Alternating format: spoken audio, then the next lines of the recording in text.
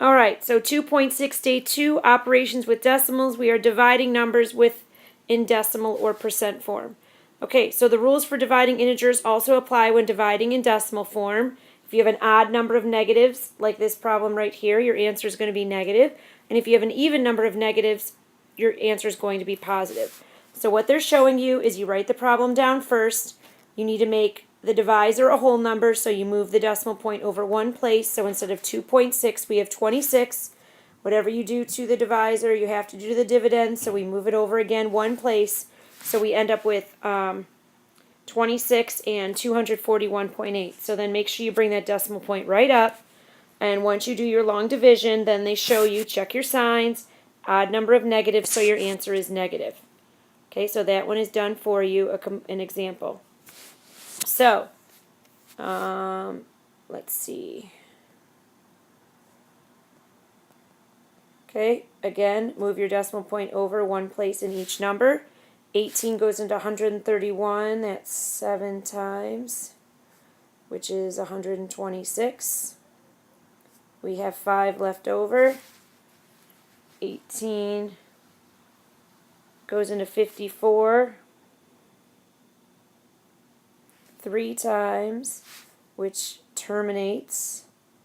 So we end up with 7 3/10. And since, again, we only had one negative, our answer is negative 7 3/10. Okay?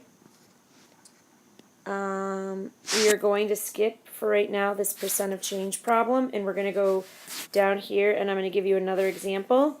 So if I had 3.6, negative 3.6 divided by 6/10. Okay, so we're going to have the 6/10 out here. We're going to have 3.6 in here. Again, we need to make that a whole number, so we have to follow suit. 6 goes into 36 6 times, which has a 0 remainder. We have an odd number of negatives, so our answer would be negative 6. Okay, so then let's do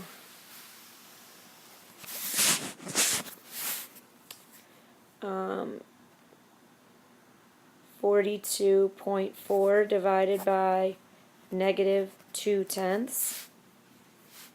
Alright, so we have 2/10 out here, 42.4. Make this a whole number. So our decimal point goes right up here. 2 goes into 4 twice, which is 4. 0 left over, bring down your 2. 2 goes into 2 once. 0 left over, bring down your 4. 2 goes into 4 twice. So we end up with 212, and again, since we have an odd number of negatives, our answer is negative. Alright, so there was 2 more additional examples. And now we have an order of operations problem here.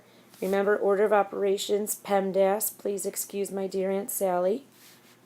So I underline my parentheses first. 39 plus 6 is 45. Bring down the rest of the problem exactly the way it's written. I'm going to make that a time since I have the dot. Okay, so my parentheses are finished. I do not have any exponents. I do multiplication and or division from left to right. Okay, so 45 divided by 3 is 15.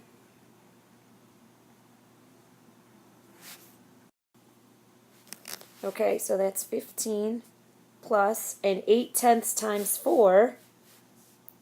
So 8/10 times 4 is 32. We have one decimal, so it's going to be 3.2. Okay, and now our multiplication and division is done. Addition and subtraction, remember you need to line up those decimal places. 15 is a whole number, so it's 15.0. And since everything in this one ends up being positive, you have same sign sum, you're going to get 18 2/10. The biggest mistake people make is they don't line up that 15 is a whole number, so you have to line up those decimal places. Okay? So on Monday we are going to review adding, subtracting, multiplying, and dividing the fractions and the decimals.